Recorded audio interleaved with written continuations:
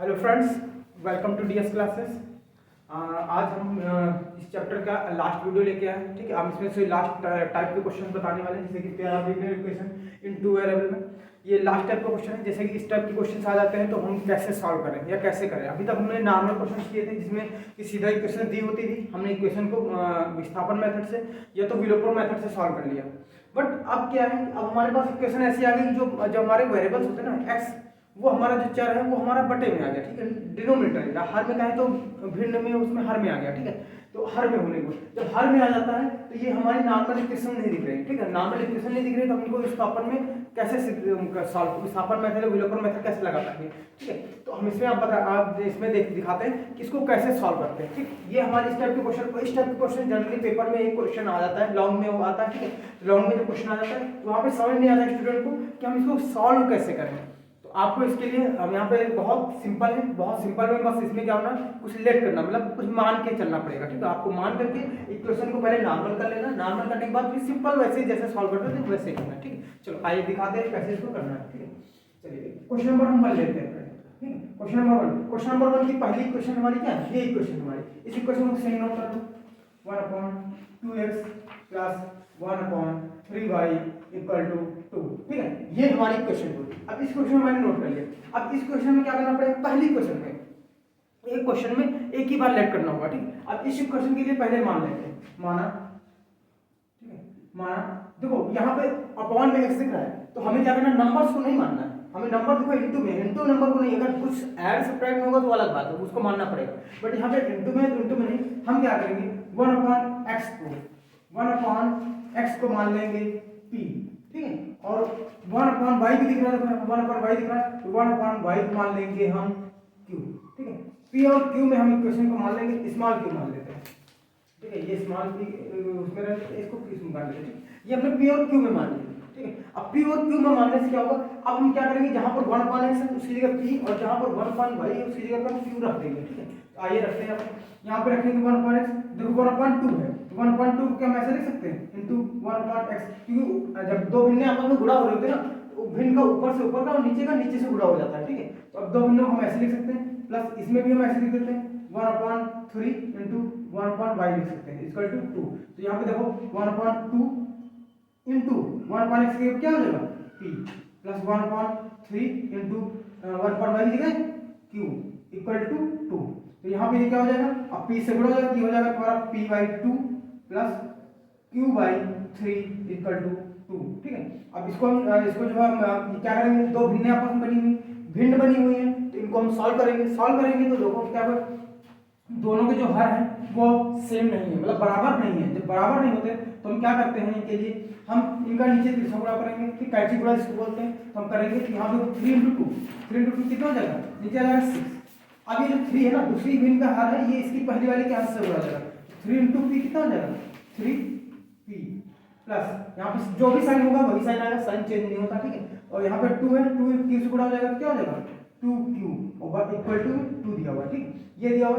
अब इसको आगे आइए अब यहाँ पे दिखाते हैं। ठीक है, अब यहाँ पे देखो ये हमारी भिन्न बनी हुई, ये हमारे बटे में नंबर है 6 देखो दोनों के बटे में। अब यहाँ पर एक भिन्न बन गया। ठीक है, अब अंश ये हो गया, हर ये, तो यहाँ पर क्या करेंगे, इस जो हर में आया हुआ नंबर बटे में इसको आरएचएस में भेजेंगे, आरएचएस में भेजेंगे तो यहाँ पे इससे गुणा हो जाएगा। जब गुणा हो जाएगा तो ये बन जाएगा 3p प्लस 2q और 6 × 2 क्या हो जाएगा 12।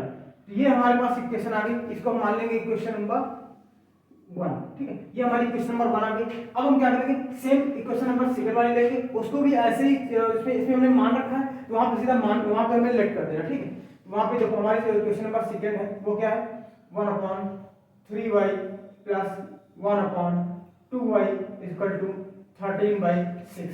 ठीक है, अब यहाँ देखो, यहाँ भी जैसे मैंने देखो यहाँ पे 1.2x था, इसको मैंने ब्रेक कर लिया था। अब यहाँ पे आपको ब्रेक करने की जरूरत है, ये मैंने इसलिए ब्रेक करके आपको दिखाया कि आपको दिख जाए 1.x है कहाँ पे इसमें। ठीक है, अब आगे आप अगर आप प्रैक्टिस कर चुके हैं, आपको क्वेश्चन आपने सीख लिया तो अब अगली क्वेश्चन जरूर नहीं कि हम उसे ब्रेक करें। तो यहाँ पे 1.3 भी है, 1.y है, तो हम इसको सीधा कर लेंगे, 1.y की जगह रखेंगे p, 1.x है यहाँ पे। ठीक है, 1.x है, 1.x की जगह रखेंगे 1.x की जगह p रखेंगे। ठीक है, 1.x की जगह p रखेंगे तो ये हमारा हो जाएगा p/3। ठीक है, और प्लस यहाँ पर 1.2y की जगह रखेंगे q तो हमारा आ जाएगा 2 इक्वल टू 13/6। अब इसका एलसीएम लेंगे, ठीक है, एलसीएम लेंगे तो देखो 3 × 2 6 आ जाएगा, 2 इधर हो जाएगा तो 2p plus 3 × q equal to 13/6। अब देखो एक भिन्न ये हो गई, एक भिन्न ये हो गई, दो भिन्न हैं आपस में इक्वल है, मतलब बराबर है। जब दोनों बराबर हैं तो उनके हर आपस में सेम है, तो सेम है तो ये हर आपस में क्या हो जाएंगे, कैंसिल हो जाएंगे। तो हमारी जो सेकंड इक्वेशन बनेगी 2p plus 3q equal to 13, ये इक्वेशन बनेगी हमारी सेकंड। अब इस फर्स्ट और सेकंड इक्वेशन हमारी नॉर्मल इक्वेशन बन चुकी हैं। अब इनको हम क्या करेंगे, हम विलोपन मेथड या प्रतिस्थापन मेथड से सॉल्व कर लेंगे। तो यहाँ पे हम चाहे तो विलोपन लगा सकते हैं, चाहे तो प्रतिस्थापन लगा सकते हैं। तो हम प्रतिस्थापन मेथड से सॉल्व करने की कोशिश करते हैं। हम लिख देते हैं प्रतिस्थापन मेथड से, प्रतिस्थापन विधि से, ठीक है, विधि से।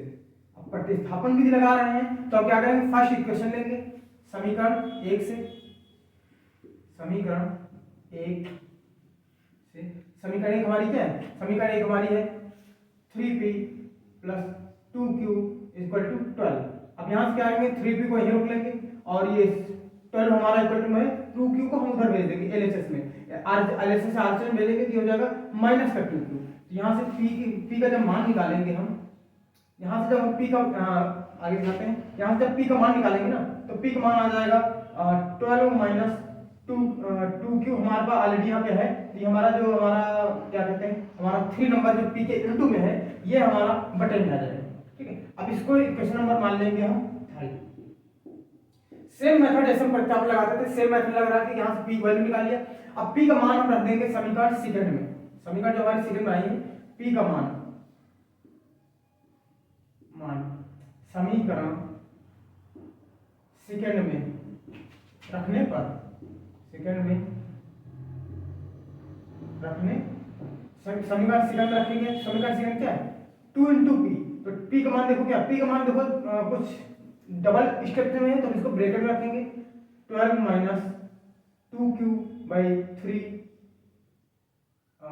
दूसरा क्या है प्लस 3q इक्वल टू 13, ठीक है। ये हमारे पास पूरी इक्वेशन थी, हमने इसको नोट कर लिया। अब इसको जब सॉल्व करेंगे ना, सॉल्व करेंगे तो हमारा ये हो जाएगा 2 इससे गुणा हो जाएगा, 2 इससे गुणा हो जाएगा कितना हो जाएगा, ये हमारा हो जाएगा 24, 2 × 12 24 माइनस 2 × 4 4q बाई पूरे का 3, तो ये प्लस का 3q इक्वल टू 13। अब पूरे का एलसीएम लेंगे, इसके बटे में 1 मान लेंगे, एलसीएम नहीं है तो एलसीएम ले लेंगे, ठीक है। एलसीएम लेंगे तो 24 माइनस 4q, ये 3 इससे गुणा हो जाएगा कितना हो जाएगा 9q, ठीक है, 9q और बटे 3 × 1 3 इक्वल टू 13।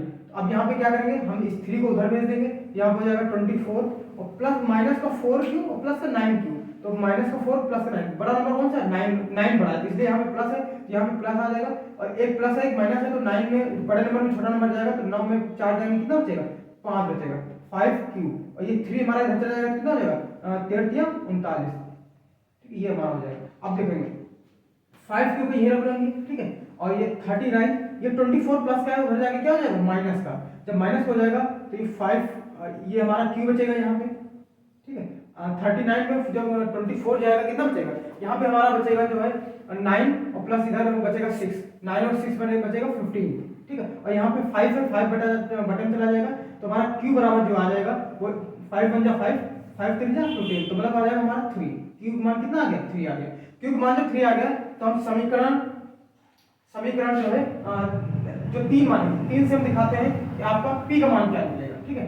p का मान जो निकलेगा यहाँ से p बराबर हमारा लिया था 12 माइनस 2q/3, यहाँ पे q की वैल्यू रखेंगे 12 माइनस 2 × 3/3, यहाँ पे रखेंगे तो 12 माइनस 6/3, तो यहाँ पे जाएगा हमारा कितना बचेगा, यहाँ बचेगा 6/3, तो मतलब p का जो मान आ जाएगा वो तुम्हारा आ जाएगा कितना 2। अभी हमने निकाला q और p का मान, अब q और p का मान निकाला है बट हमें x और y का मान चाहिए।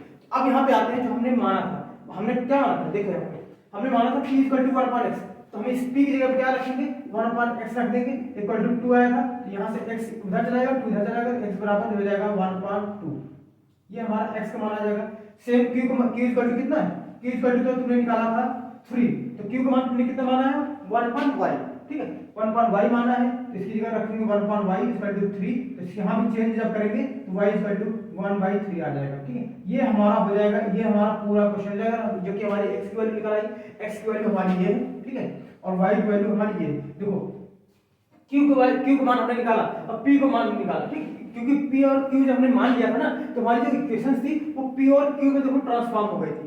p और q में हमने इसको सॉल्व किया, प्रतिस्थापन मेथड से लगा दिया हमने, आप चाहे विलोपन मेथड से भी कर सकते हैं, अब उससे भी हो जाएगा। वहां से जो करेंगे तो आपका q और p और q के मान निकल आए, p और q के मान निकाले, क्योंकि हमने मान रखा था, तो हमने जो माना था p बराबर कितना माना था 1/x, तो हमने p की जगह पर रखा 1/x और इसके बराबर 2 मान दिया, तो यहां से x का मान निकाल लिया। फिर q बराबर 3 आ गया, q की जगह मैंने 1/y रखा और इसकी वजह से हमने ये y का मान निकाल लिया। ठीक है, तो इस तरीके से आप इस पूरे क्वेश्चन सॉल्व कर सकते हैं। ठीक है, आपको सेकंड क्वेश्चन मैंने जो दिया हुआ है, सेकंड क्वेश्चन भी सेम तरीके से होगा, सेम आप वहां पे चाहे तो यहाँ पे प्रतिस्थापन मेथड या कोई मेथड लगा सकते हो, विलोपन मेथड भी आप यूज कर सकते हैं। ठीक है, यहाँ पर क्या करना पड़ेगा, यहाँ पर आपको 1/x - y मानना पड़ेगा, क्योंकि वहां पर 1/x नहीं दिख रहा, वहां पर आप 1/x - y को जो p मानना पड़ेगा, और यहाँ पर 1/y - 2 को जो है q मानना पड़ेगा। ठीक है, आप इनको q मान लेंगे, और यहाँ पर जब p और q के मान निकाल आएंगे, तो यहाँ पर आपको 1/x नहीं 1/x - 1 जो आपने माना हुआ है वही मान आपको रखना पड़ेगा। ठीक है, इस तरीके से आप क्वेश्चन इसको सॉल्व करिए, सेकंड वाला क्वेश्चन आप सॉल्व करने की कोशिश करिएगा। ठीक है,